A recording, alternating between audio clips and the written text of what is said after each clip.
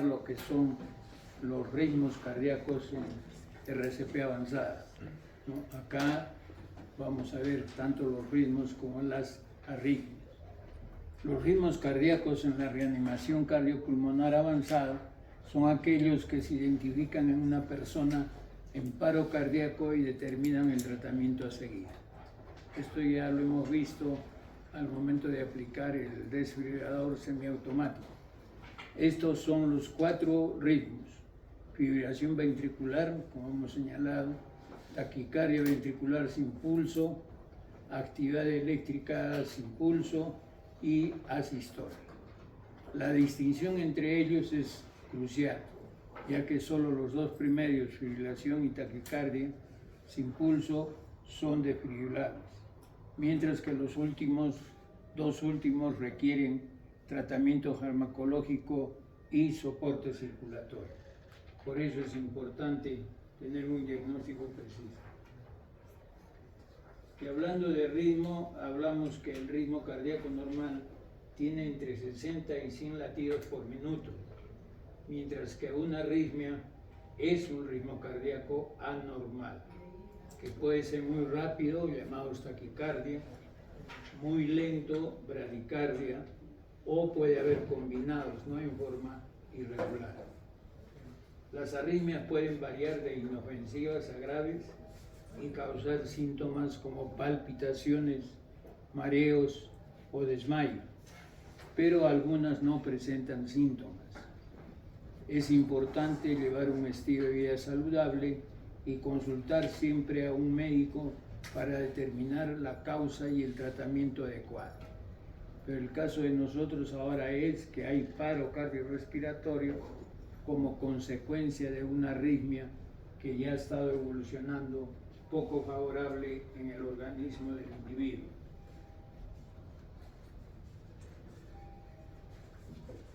Los 4 ritmos del paro cardíaco, como hemos señalado, es la fibrilación ventricular, al margen de que, como ya se señaló en el momento oportuno, el electrocardiograma es definitivo, ¿no? Sin embargo, las características semiológicas de signología y sintomatología, cada una de estas arritmias tiene características. La fibrilación ventricular se caracteriza por una actividad eléctrica ventricular caótica, desorganizada y asincrónica, que hace que los ventrículos tiemblen en lugar de contraerse y bombear sangre. Es el término. En el electrocardiograma se observa como un patrón caótico de ondas irregulares. Si se recuerdan la figura que vimos oportunamente, ¿no? En la taquicardia ventricular sin pulso es un ritmo ventricular rápido y organizado, como recuerden, que sin embargo no es lo suficientemente efectivo para generar un pulso palpable. Pulso ya no se palpa ahí.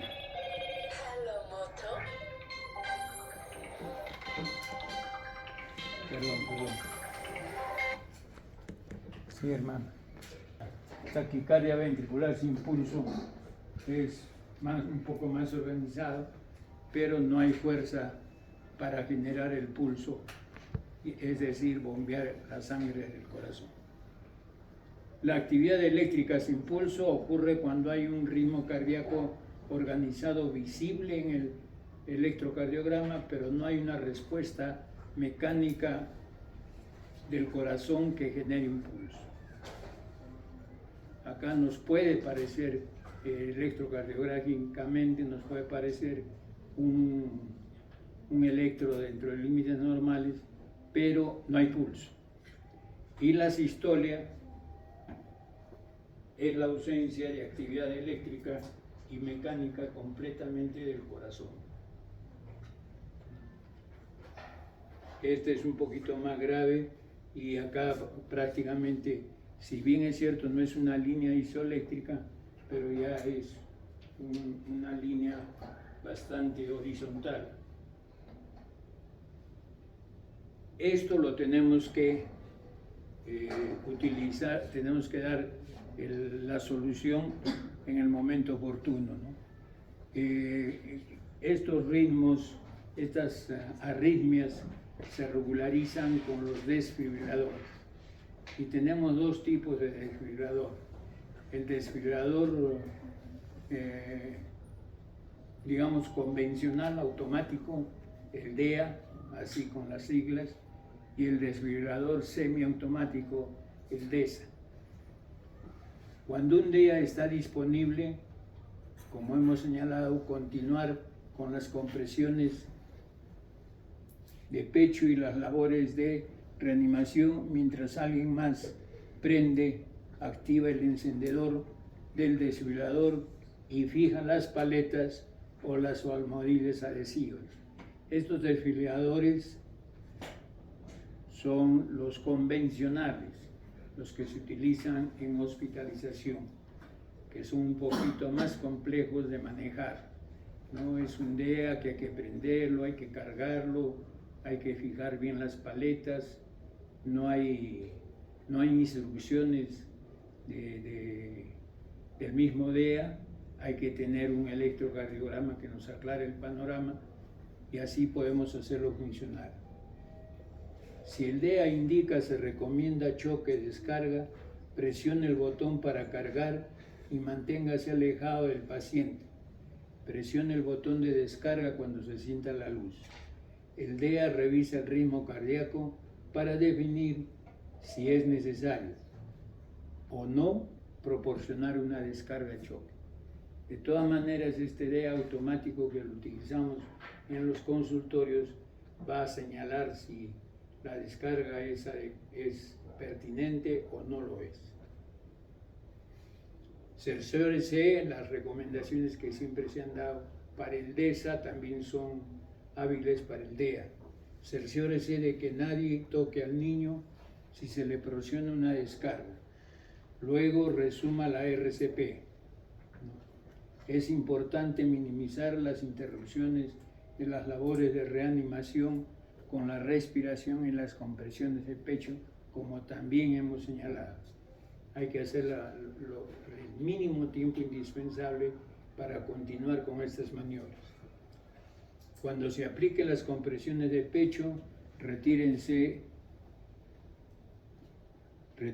por completo del pecho, entre compresión y compresión, para permitir lo que hemos señalado, ¿no? La expansión del tórax.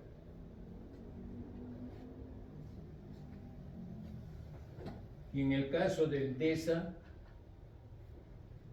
el DESA ya es semiautomático, es más, valga la aclaración, es más automático que el DEA. El DESA, como hemos visto, todas las instrucciones las tiene en el aparato, es de muy fácil manejo, carga automáticamente, nos avisa si es un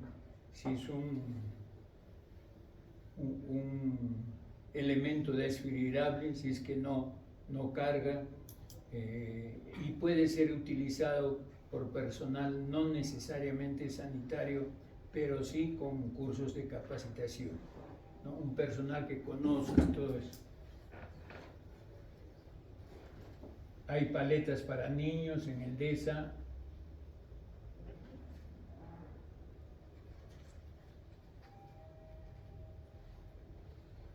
Se coloca una delante del pecho y la otra en la espalda, como en algún momento hemos analizado. Y hay una serie de situaciones que tenemos que considerar en el uso del DESA. Bueno, la primera, como es lógico, comprobar que se trata de una parada cardíaca. La segunda, comunicarse a emergencia, comprobar el pulso y la respiración de la persona. Si es necesario, realice el RCP o masaje cardíaco. Bueno, no es si es necesario, ¿no? Mientras se espera el DESA, mientras se coordina, hay que hacer el masaje cardíaco. Recomendamos aprender las técnicas y buscar un DESA cercano. Eso es lo más importante, por lo menos en nuestro medio. y siempre recomienda que la superficie no esté en una zona mojada o un charco de agua. Asimismo, no se debe tocar al paciente una vez conectado al aparato. Siempre comprobar que la piel y la ropa del paciente estén totalmente seca. Enciende el DESA y escucha las instrucciones del voz del aparato.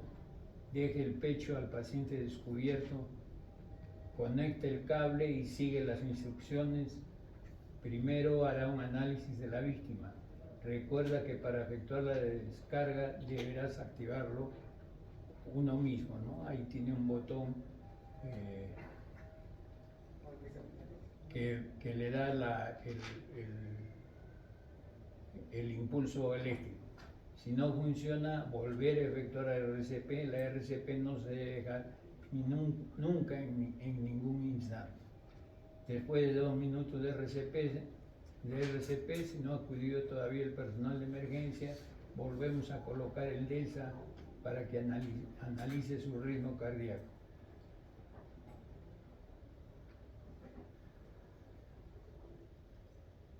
Y siempre viene la pregunta de quién puede usar un DESA. Generalmente solo puede ser utilizado por personal sanitario, el DEA. ¿No? El DEA sí solo tiene que ser ya el médico especialista, porque hemos señalado que en el RCP avanzado que utilizamos DEA son médicos especializados altamente. Y el DESA, siempre señalan acá, puede utilizarlo cualquiera, pero siempre y cuando quede esa salvedad, que tenga un mínimo de capacitación. ¿No? El DESA puede ser utilizado también por no profesionales y por eso pueden encontrarse en espacios públicos. Siempre es recomendable que el DESA sea utilizado por personal con entrenamiento. En cualquier caso, el DESA sigue siendo seguro. Efectúa un análisis previo de la situación de la persona y si no detecta fibrilación, no efectúa ninguna descarga. Es automático prácticamente, aun cuando se haya presionado el botón erróneamente. Por eso se suele decir que el DESA solo puede salvar vidas, pero nunca producir perjuicio al paciente. Bueno, esto es en España. Legalmente cualquier persona puede utilizar un desfibrilador, también el personal sanitario no preparado, pero eso lo permite la legislación de cada país. Sin embargo, el personal sanitario, quienes dispongan de formación, siguen teniendo preferencia para utilizar.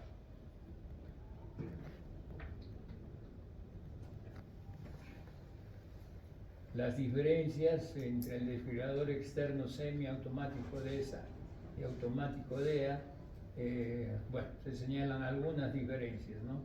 Tanto el desfibrilador externo automático como el DESA son capaces de detectar las arritmias y reanimar al paciente tras el infarto o el paro cardiorrespiratorio mediante una descarga eléctrica efectuado sobre el tórax que le permite retomar su pulso normal y evitar una muerte súbita. La única diferencia es que el primero es automático, o sea, el DEA, y el segundo semiautomático. Esto quiere decir que ambos detectan automáticamente incidencias en el ritmo cardíaco. La utilización del desfibrilador automático realiza la descarga automáticamente, mientras que el DESA requiere la autorización del paciente o personal que lo trate. Es decir, el paciente no tanto, ¿no? Porque el paciente se supone que está con pérdida de conocimiento. El personal que lo trate es el que tiene que impulsar el interruptor para que salga la descarga. Y la descarga solo se activa si el individuo pulsa, ahí dice el pulsor descargar. Se recomienda a los pacientes con problemas cardíacos, así como a su familia o personas cercanas, que estén familiarizadas con las técnicas de reanimación cardiovascular. Como en algún momento se ha mencionado, en ciertos países, especialmente Inglaterra, están tratando de instalar un DESA en los bloques familiares, los bloques residenciales, donde vive todo un conglomerado de familias, ¿no? Y preparar a uno de ellos, o uno o dos, para que manejen el desfibrilador. No es necesario estar familiarizado con el DESA, como haremos, ya que se trata de un artefacto muy sencillo, de un instrumento muy sencillo, pero siempre es necesario tener presente su funcionamiento, ¿no? Verificar todas sus acciones.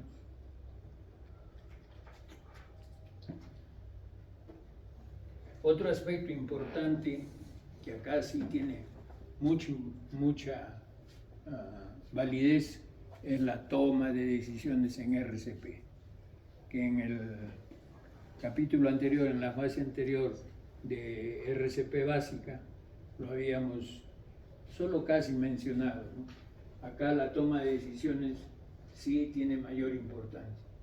Las decisiones en reanimación cardiopulmonar incluyen la elección del paciente sobre la RCP se intentará en caso de paro. La decisión del equipo médico sobre cuándo iniciarla o suspenderla, basándose en la evidencia clínica y los deseos familiares cuando el paciente no puede. Estos aspectos hay que tenerlos siempre presentes por varias cuestiones que vamos a ver. Lógicamente, siempre el paciente, si está en una pérdida de conocimiento, no va a tener decisión directamente que tomar. Entonces, ahí queda en manos, si es que hubiera familia, ¿no?, cercana familia en primer grado, puede tomar la decisión por él. O cuando ya tampoco hay familia, tiene que ser el equipo médico que toma la decisión en definitiva.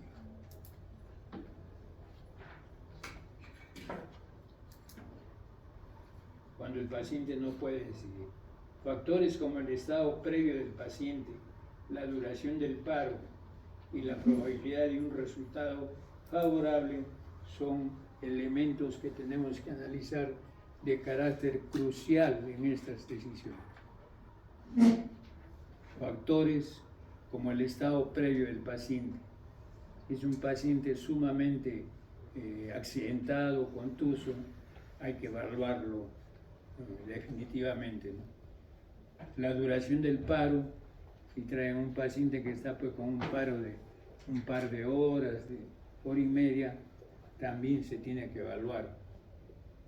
Y la posibilidad de un resultado favorable son elementos cruciales que tenemos que analizar muy rápidamente en ese momento. Prácticamente en instantes tenemos que hacerlo. Las decisiones en la reanimación cardiopulmonar deben estar basadas en los principios básicos de la ética. Nosotros en la reanimación básica habíamos mencionado ya características de la ética. Acá le da mucho mayor importancia, considerando que todos los integrantes del equipo de atención son pues ya de carácter especialista, ¿no? Y ellos están preparados también en aplicar la ética, que es fundamentalmente en el campo de nuestra carrera. Las situaciones de emergencia vital, por supuesto, este es un criterio muy razonable, las situaciones de emergencia vital hacen más difícil la toma de decisiones. Pero tienen que estar preparados todos los profesionales especializados, tienen que estar preparados en tomar la mejor decisión. En los menores de edad son determinados por sus padres o tutores, considerando el mejor interés del menor. Definitivamente, ¿no? Existen situaciones en las que está claramente indicado el inicio de la RCP y otras en las que está justificado suspender las maniobras. Todo depende del responsable del equipo. Otros aspectos éticos incluyen posibles donantes y el aprendizaje de maniobras. Su objetivo es la supervivencia y no la restauración solo de las funciones vitales. El objetivo que debemos de tener en estos momentos de una RCP son la supervivencia y no solamente recuperar los signos vitales como que respire, circule la sangre, no, una supervivencia total, ¿no? Porque acá hay otro aspecto nuevo, posibles donantes. Si nosotros aún logramos una supervivencia que funcione los órganos vitales, estos posteriormente ante un desenlace ya definitivo se pueden utilizar para la donación de órganos. La decisión de iniciar, limitar o suspender procedimientos de sostén vital plantea profundos problemas clínicos y éticos al médico, equipo de salud, paciente y su familia, por lo que es importante tomar en cuenta los siguientes datos clínicos relativamente relevantes. El pronóstico, fundamentalmente neurológico, en RCP exitosa, los factores clínicos, indicadores de un paro cardíaco, la RCP exitosa y morbilidad y mortalidad posterior. Ya estamos en avanzada, ya estamos en un hospital de alto nivel de complejidad, ya estamos en un hospital especializado, entonces todas estas cosas las tenemos que analizar, si bien es cierto, bajo un criterio también de rapidez, pero hay que tomarlas en cuenta aquí con mayor calma, porque ya hemos estabilizado el paciente, ya estamos avanzando y entonces tenemos que tomar la decisión de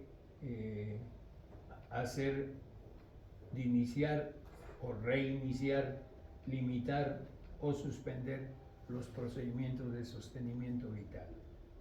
Es bastante complejo tomar las decisiones. En la toma de decisiones, la primera es la decisión del paciente, que son directivas anticipadas. Si hay esa oportunidad, tenemos que haber conversado con un paciente en caso de que llegue al paro cardiorrespiratorio. Los pacientes tienen el derecho de decidir si desean recibir RCP o no. Si pueden comunicarse, si es una cardiopatía crónica, crónica, que conlleve siempre el riesgo de RCP, a pesar de la observación, a pesar del tratamiento que se esté haciendo, eso hay que conversarlo con el paciente y se tiene que manifestar si va a querer en ese caso RCP, especialmente si tienen enfermedades terminales o enfermedades que no van a mejorar. ¿No? Hay pacientes que son muy claros, que son muy precisos y podrán manifestarse con la orden de no reanimar, una orden por escrito. Si el paciente no desea RCP, puede expresar esto hablando con su médico y familiar para establecer una orden de no reanimar. No se olviden nunca, en estos casos tiene que quedar por escrito. Hay formatos, ¿no? Por eso se señalan las conversaciones tempranas. Es fundamental que el paciente, sus familiares y el equipo médico hablen sobre estos temas, sobre estos deseos, antes de una emergencia para evitar decisiones urgentes. Bueno, pero esto nos permite, en casos de pacientes que son ya con una patología crónica, ya una patología identificada y que esté en tratamiento.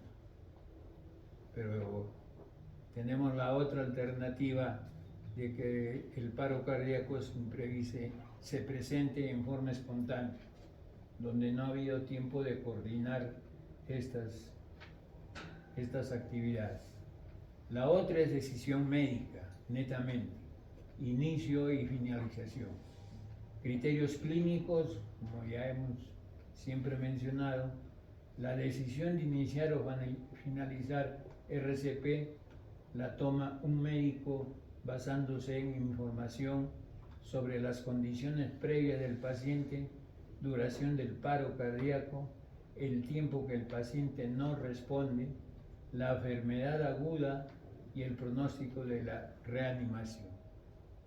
Son varios factores clínicos que el médico tiene que tener en cuenta. Finalmente, el responsable del equipo es el que tomará la decisión en base a estos criterios. Y en lo posible debe tratar de que no sea una decisión equivocada, sino que sea la decisión más acertada. La suspensión de la RCP, se puede suspender la RCP si no se logra la circulación espontánea después de la reanimación. Se ha dado soporte vital avanzado y no hay un resultado favorable. O si existe un amplio consenso científico que no sería efectiva dentro del equipo que está manejando el RCP. Esto también queda en el criterio de los profesionales, ¿no? Y que realmente vean la manera que si realmente valoran que ya no se puede continuar, que ya la RCP no nos va a llevar a un buen final, entonces en caso habría que tomar la decisión de suspender. Y hay un criterio de futilidad. Una reanimación se considera fútil, o sea que es inútil si no aporta ningún beneficio al paciente para prolongar su vida con una calidad aceptable. Esto también, en términos de calidad aceptable, también queda en el criterio ético del equipo, porque para unos puede ser calidad aceptable, para otros puede ser que no funciona y no va a funcionar esa calidad de vida, o para otros puede ser que aún una calidad limitada va por lo menos a satisfacer el deseo que si en algún momento lo expresó el paciente o la familia de seguir vivo aún con limitaciones severas. Todos estos son criterios que en ese momento los debe de aplicar y debe tomar la decisión los responsables correspondientes. Y decisiones en caso de incompetencia, es decir, como lo que nos puede suceder en el paro cardíaco espontáneo, al que llegamos en momentos que nosotros ni los esperábamos, ¿no? La voluntad previa. Si el paciente no puede tomar la decisión, se deben considerar los deseos previamente expresados en documentos con una orden de no reanimar y en otros documentos referenciales, ¿no? Pero ahí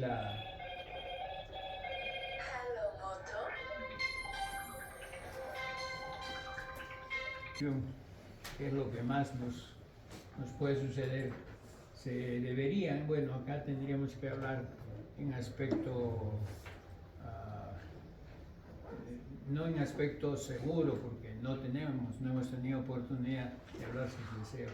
Se deben considerar sus deseos previamente expresados en documentos como una orden de no reanimar, o en eso también mucho depende del criterio del responsable, o en cuestiones que puedan expresar familiares o amigos, ¿no? En ese momento.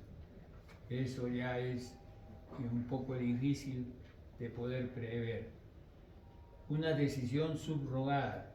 En ausencia de una orden escrito, la decisión puede caer en un familiar o representante legal, como les dije, que priorice los deseos del paciente. Si tenemos la oportunidad de que sea un representante legal debidamente acreditado, con conocimiento del paciente, bueno, eso ya nos libera de una responsabilidad que tenemos que tomar, ¿no? Y se señala también que el representante legal debe entender la naturaleza de RCP, las cargas, los riesgos para el paciente y sus expectativas sobre el posible resultado.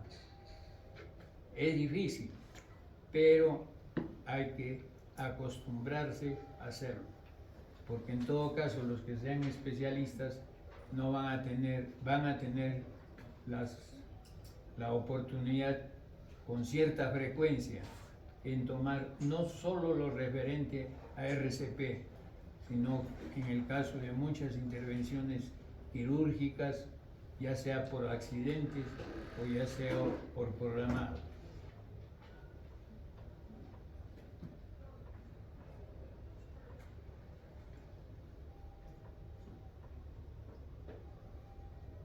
Como les señalaba, la ética en RCP, y esto es válido para toda la carrera médica, ¿no? Las consideraciones éticas. En las consideraciones éticas tenemos que tener en cuenta la autonomía que tenemos para actuar como profesionales de la salud. La beneficencia es el criterio de hacer todo lo humanamente posible para beneficio del paciente. No actuar con maleficencia, que algunos, espero que ninguno de ustedes la tienen como cuestión innata, ¿no es cierto? Y tratar de ser justos en esta época que todo está revuelto en la sociedad. Estos criterios pues resultan ser extraños, especialmente en las nuevas generaciones que son prácticamente que ya pues ustedes son también otra generación. No se olviden de estos principios: autonomía, beneficencia, no maleficencia y justicia. Los médicos debemos equilibrar estos principios al tomar decisiones sobre la RCP. Precisa por la RCP, pero como les digo, esto debe manejarse siempre en el desarrollo de sus actividades como médico. Eso no va a ser, eso va a marcar la diferencia de otras profesiones. Evidencia científica. Lógicamente, para tomar nuestras decisiones debemos sujetarnos a toda la evidencia científica que por lo menos en esos momentos la conoceremos. Va a haber otros momentos en que van a conocer otras evidencias científicas, seguramente, con el transcurso de los años, de la experiencia, todo eso. Pero en cada momento nosotros tenemos que sustentarnos en la evidencia científica, que es lo que buscamos realmente. Y lógicamente, en el caso de la RCP, en las pautas de reanimación establecidas. Las circunstancias culturales, eso ya queda en la ética de cada profesional. Ustedes saben que todavía hay pueblos que tienen sus culturas muy determinadas, especialmente aquellos que están muy alejados de la civilización. Y a ustedes les va a tocar, a más de uno, hacer, por ejemplo, el serum en las etnias de la Amazonía. Ya saben que ya no se puede decir en las tribus de la selva, ahora hay que decir en las etnias de la Amazonía. Y ellos tienen su cultura, ellos tienen sus rasgos culturales. Por ejemplo, el curaca, el jefe del pueblo, es la última voz. A ellos no les interesa realmente el poder judicial ni la policía. Lo que manda el curaca, eso es lo que realmente aplican como una justicia a nivel cultural. Aunque los principios éticos son universales, las normas culturales pueden influir en la prioridad que se les da, y los médicos deben considerar estas diferencias culturales. Estos son realmente ejemplos que debemos de tener siempre en cuenta, ¿no? Alguna vez hemos escuchado, hemos visto, ¿no?, de algunas agresiones hasta de carácter mortal a sanitarios que estaban en estas zonas de la Amazonía. Ya saben que en el Perú hay una gran Amazonía y en toda la otra Amazonía, que es muy, muy grande, es la de Brasil. Y ahí hay etnias culturales, hay etnias en general que no tienen contacto con la civilización que nosotros conocemos y que preconizamos, ¿no es cierto? En todo caso, ahí hay que tener un especial cuidado e interpretar lo mejor que se pueda las situaciones. La ética tiene fines, evidentemente: prevención de las enfermedades y lesiones, alivio del dolor, asistencia y curación de los enfermos y el cuidado de los que no pueden ser curados, evitar la muerte prematura y velar por una muerte en paz. Estos son los fines.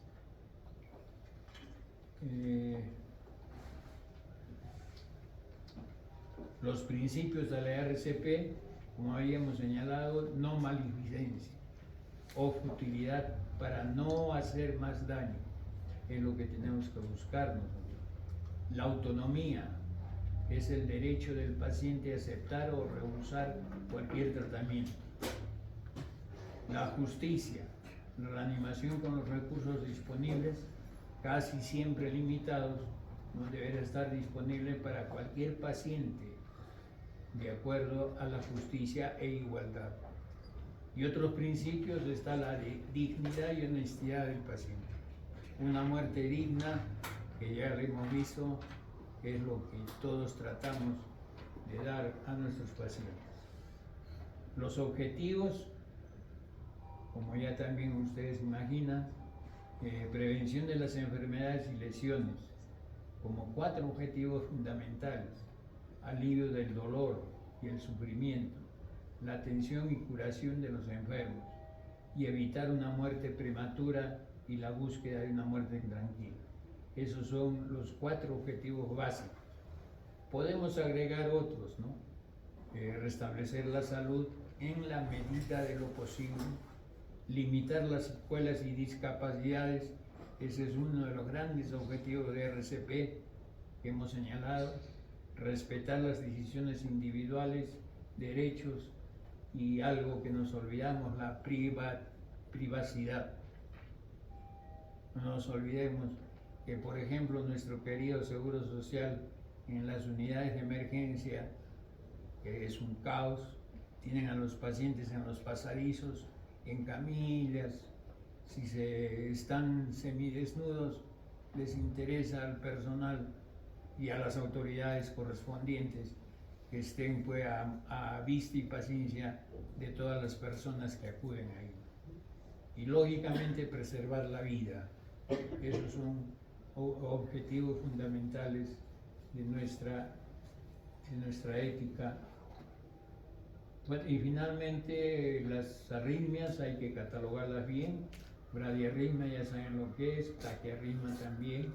Y en cuanto a las taquiarritmias, se dividen en supraventriculares y ventriculares.